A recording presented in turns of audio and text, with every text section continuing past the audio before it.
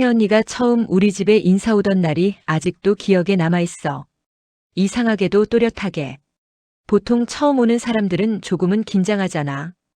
어깨에 힘이 들어가 있다거나 말끝이 조심스럽다거나. 그런데 새언니는 아니었어. 마치 예전부터 몇 번은 왔다 간 사람처럼 편안해 보였지. 안녕하세요. 잘 부탁드려요. 웃으면서 인사를 했는데 그 웃음이 낯설다기보단 너무 자연스러워서 오히려 걸렸어. 왜 이렇게 편하지? 그 생각이 제일 먼저 들었던 것 같아. 엄마는 웃으면서 고개를 끄덕였고 아빠는 아무 말 없이 차를 내왔어. 오빠는 그 옆에서 괜히 더 크게 웃더라. 기분 좋아 보이긴 했어. 너무 좋아 보였지. 그날 이후로 모든 일이 숨가쁘게 흘러갔어. 사귄 지 얼마 됐다는 말도 채 소화하기 전에 결혼 얘기가 나왔고 얼마 안 가 임신 소식까지 들려왔어. 아이 생겼대. 엄마가 그렇게 말했을 때 나는 반사적으로 아하고 말이 멈췄어. 축하해야 맞는 상황인 건 알겠는데 이상하게 가슴부터 답답해지더라. 결혼 준비는 거의 없었어. 날짜 정하고 식장 잡고 끝. 신혼집은 부모님이 알아서 해주셨고 신축 아파트라는 말을 들었을 때 새언니가 눈을 크게 뜨더라. 와, 저 아파트 처음 살아봐요. 이런 데서 살 줄은 진짜 몰랐어요. 그러더니 웃으면서 덧붙였어. 저 진짜 복 많은 사람 같아요. 그 말을 듣는 순간 엄마 얼굴이 아주 잠깐 굳었어. 정말 잠깐이라서 아마 다른 사람은 못 봤을 거야. 근데 나는 봤어. 결혼하고 나서는 더 빨랐어. 새언니는 임신했다고 집안일을 거의 안 했고 요리도 청소도 설거지도 전부 오빠 몫이 됐어. 임신하면 원래 이렇게 힘들어? 내가 조심스럽게 물었을 때 오빠는 아무렇지 않게 말했어. 지금은 다 맞춰줘야 한대. 그 말이 왜 그렇게 거슬렸는지 모르겠어. 맞춰준다는 말이 어느 순간부터는 당연해진 것처럼 들렸거든. 엄마가 반찬을 해다 주면 새언니는 꼭 말해. 아, 제가 해야 하는데 죄송해요. 말은 그렇게 하는데 반찬은 거의 새언니가 다 먹어. 오빠는 몇 번 집다가 내려놓고 그러다 어느 날 오빠가 엄마한테 반찬을 좀 넉넉히 해달라고 했대. 집에서 다 먹어. 그 얘기 들었을 때 엄마는 아무 말도 안 했어. 그 침묵이 더 신경 쓰였어. 새언니는 자주 말해. 자기는 복이 많은 사람이라고. 많이 먹어도 살 안 찌는 체질이라 복이 많고 좋은 아파트 살아서 복이 많고 이번에 태교 여행으로 해외도 가게 돼서 또 복이 많다고. 저 해외여행 처음이에요. 아기 덕분에 처음 가보네요. 그날 집에 와서 엄마는 한참 동안 말이 없었어. 나는 그때부터 조금씩 헷갈리기 시작했어. 이 사람이 정말 아무것도 모르는 건지 아니면 다 알면서도 모르는 척하는 건지. 솔직히 말하면 이제는 새언니 얼굴만 봐도 마음이 먼저 다쳐. 말투 하나, 웃는 표정 하나까지 다 신경 쓰여. 예전엔 오빠가 불쌍했어. 지금은 잘 모르겠어. 어쩌면 정말 끼리끼리 만난 걸지도 모르겠다는 생각도 들어. 이 감정이 정확히 뭔지는 아직 모르겠어. 질투인지 분노인지 아니면 그냥 실망인지. 다만 한 가지는 확실해. 새언니가 우리 집에 들어온 이후로 집안 분위기가 완전히 달라졌다는 거. 그리고 이 이야기 아직 시작에 불과한 것 같아. 이상한 건 한두 번이면 그냥 넘겼을 일들이 계속 반복되기 시작했다는 거야. 임신해서 힘들다는 말 처음엔 이해하려고 했어. 몸이 무거울 수도 있지. 입덧도 있다니까. 그런데 시간이 지나도 상황은 전혀 바뀌지 않았어. 집에 가보면 늘 똑같았어. 오빠는 앞치마 두르고 설거지하고 있고 새언니는 소파에 누워서 휴대폰만 보고 있었지. 오빠 좀 쉬어. 내가 그렇게 말하면 새언니가 대신 대답했어. 아니에요. 자기가 하는 게 더 편하대요. 그 말투가 마치 이미 합의가 끝난 일처럼 들렸어. 나는 그 자리에 낀 사람이 된 느낌이었고 엄마도 점점 말을 아꼈어. 예전엔 뭐라도 한마디 하던 사람이었는데 요즘은 그냥 웃고 말아. 대신 부엌에서 설거지할 때 접시 내려놓는 소리가 조금씩 커졌어. 반찬 얘기는 더 그랬어. 엄마가 반찬을 해다 주면 새언니는 꼭 고맙다고 말해. 근데 그 다음이 문제였어. 어머, 이거 너무 맛있다. 젓가락이 멈추질 않아. 한 통이 거의 비어갈 때쯤 오빠가 슬쩍 말해. 나도 좀 남겨줘. 그럼 새언니는 웃으면서 말해. 아, 미안. 내가 너무 맛있게 먹었나 봐. 말은 미안하다는데 젓가락은 계속 움직여.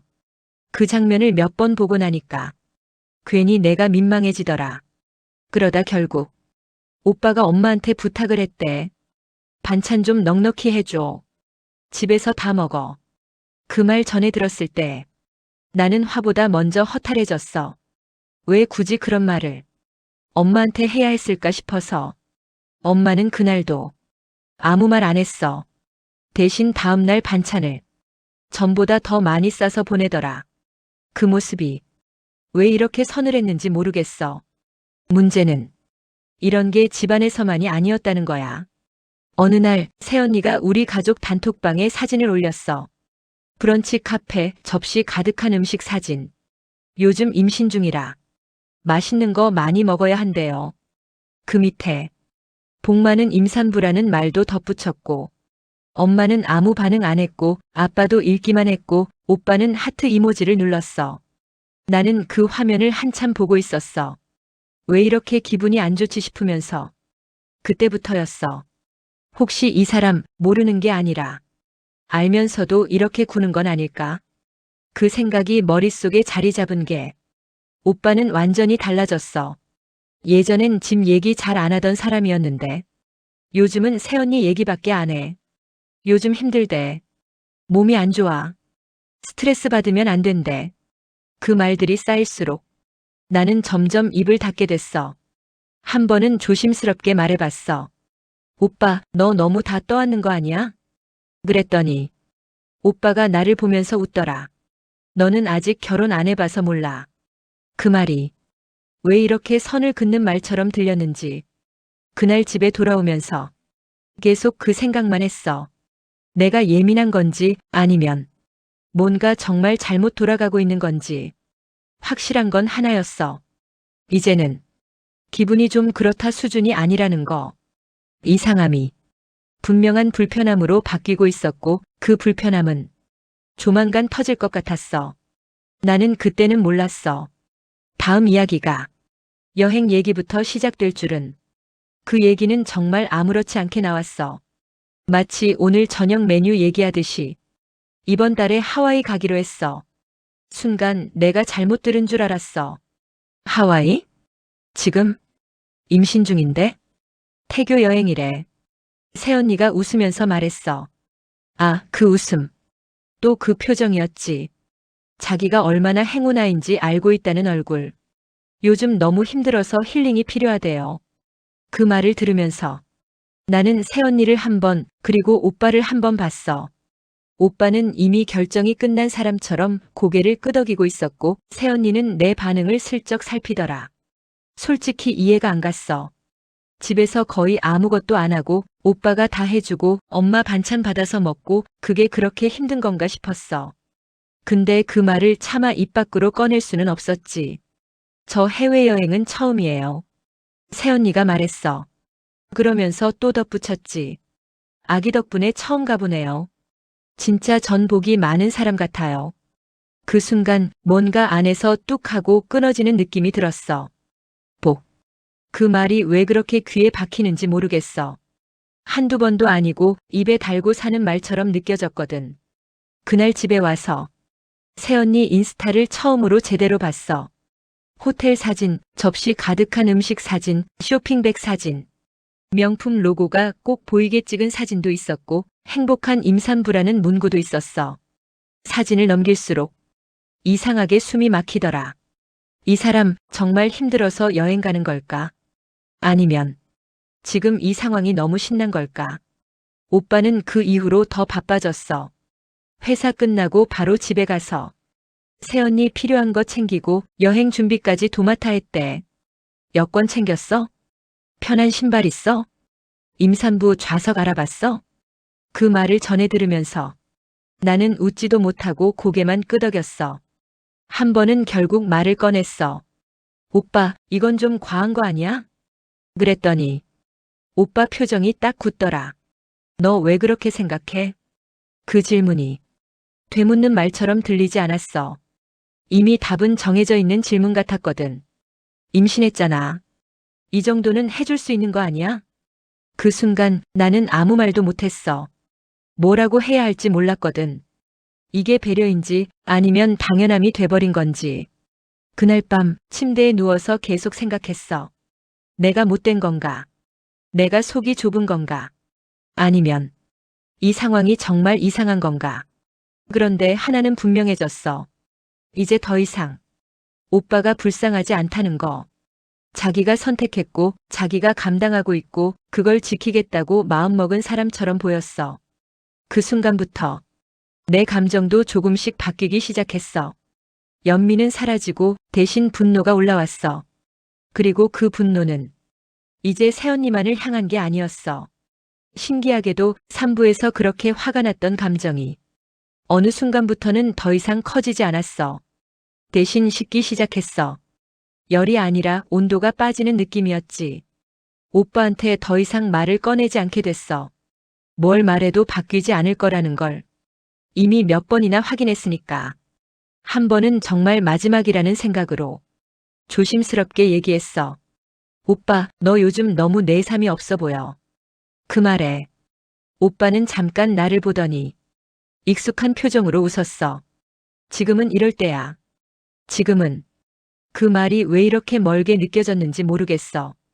언제 끝날지도 모르는 지금 같았거든. 그 이후로는 아예 대화를 피하게 됐어. 굳이 상처받을 말을 들으면서 내 감정을 설명하고 싶지 않았거든. 엄마도 비슷해 보였어.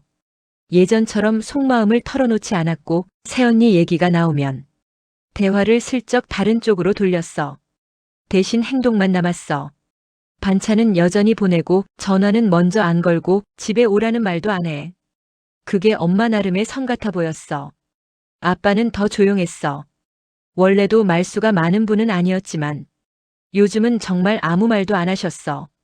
식탁에서 새언니 얘기가 나올 때면 그냥 밥만 드시더라. 그 침묵이 왜 그렇게 크게 느껴졌는지 어느 날 문득 이런 생각이 들었어. 아, 이 집안에서 이 결혼을 제일 잘 받아들이는 사람은 오빠 혼자구나. 그 순간부터 내 마음도 정리가 되기 시작했어. 새언니가 밉다는 감정보다 이 관계에 더 이상 내가 할 수 있는 역할이 없다는 느낌. 괜히 끼어들었다가 내가 이상한 사람이 되는 구조라는 것도 조금씩 보였고 그래서 선택했어. 한 발 물러나기로. 연락도 줄이고 굳이 안 물어보고 보고 싶지 않은 건 보지 않기로. 새언니 인스타도 어느 순간부터는 안 들어가게 됐어. 봐도 화만 나고 안 보면 그나마 마음이 편했거든. 이상하게도 그렇게 거리를 두니까 조금 숨이 쉬어졌어. 여전히 불편한 건 사실인데 예전처럼 하루 종일 생각나진 않았어. 그때 처음으로 이 말이 떠올랐어. 끼리끼리 만난 거 아닐까?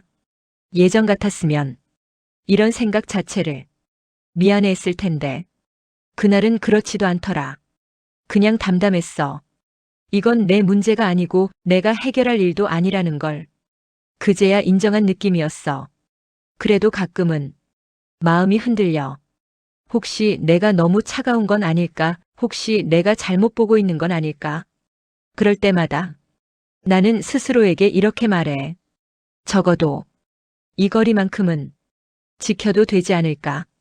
그렇게 생각하면 조금은 마음이 가벼워져. 그리고 그때는 몰랐어. 이 거리두기가 결국 나한테 어떤 결론을 가져올지. 그 답은 마지막에야 조금 보이기 시작했어. 어느 날 오빠한테서 전화가 왔어. 별일 없는 목소리였어. 너무 평범해서 오히려 더 이상했지. 너 요즘 왜 이렇게 연락이 없어? 그 질문을 듣는 순간 웃음이 나올 뻔했어. 없어진 건 연락이 아니라 내 마음 쪽이었는데 그냥 바빴어. 짧게 말했어. 굳이 설명하고 싶지 않았거든. 오빠는 잠깐 뜸을 들이더니 조심스럽게 말을 꺼냈어. 너 우리 와이프 싫어하지? 그 말에 심장이 살짝 내려앉았어. 부정할 수도 있었고 솔직하게 말할 수도 있었는데 나는 세 번째를 택했어. 싫다기보단 잘 모르겠어. 거짓말은 아니었어. 정말 그랬거든. 싫다는 감정보다 이해하려다 포기한 상태에 가까웠어. 오빠는 한숨을 쉬었고 나는 그 소리를 가만히 들었어. 시간 지나면 나아질 거야. 그 말을 끝으로 통화는 그렇게 끝났어. 예전 같았으면 그 한마디 때문에 하루 종일 마음이 뒤집혔을 텐데 이상하게도 이번엔 그렇지 않았어. 전화를 끊고 나서 창밖을 한참 봤어. 괜히 나 자신에게 물어보고 싶어졌거든. 내가 너무 예민했던 걸까? 근데 아무리 돌아봐도 내가 틀렸다는 생각은 들지 않았어. 상처를 받은 건 사실이고 불편했던 것도 분명했고 억지로 참아야 했던 순간도 많았잖아. 그걸 느꼈다고 해서 내가 나쁜 사람이 되는 건 아니잖아. 그래서 이제는 결론을 이렇게 내려. 누군가는 가족이니까 참으라고 말할 거고 누군가는 내가 너무 예민하다고 할지도 몰라. 근데 나는 알아. 내 마음이 먼저였고 내가 느낀 불편함도 분명한 이유가 있었다는 걸. 새언니를 이해하지 못한 게 아니라 그 관계 안에서 내가 나를 잃어가고 있었던 거야. 그래서 선택했어. 미워하지도 가까워지지도 않는 거리. 필요 이상으로 참지 않는 마음. 그리고 내가 불편하면 그건 분명한 신호라는 믿음. 이 이야기를 하면서도 나는 여전히 고민해. 이게 맞는 선택일까? 하지만 하나만큼은 확실해. 적어도 그때의 나는 나 자신을 배신하지 않았다는 것.